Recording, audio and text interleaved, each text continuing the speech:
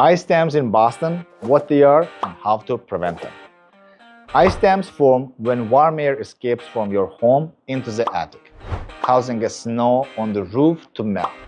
As melted water reaches the colder roof edge and it refreezes, creating a barrier that blocks a drainage. This trapped water can seep under the shingles, leading to leaks, water damage, and more. Let's talk about how to prevent ice dams. Number 1. Insulate your attic. Proper insulation keeps warm air from escaping, preventing uneven snow melt. Number 2. Improve ventilation.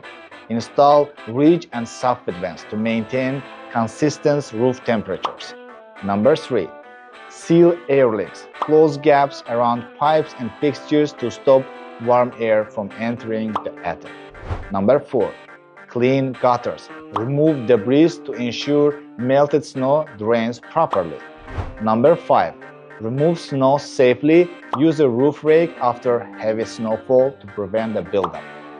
If you spot ice dams or leaks, call a professional to remove the ice and inspect for the damage. Thanks for watching. See you next one.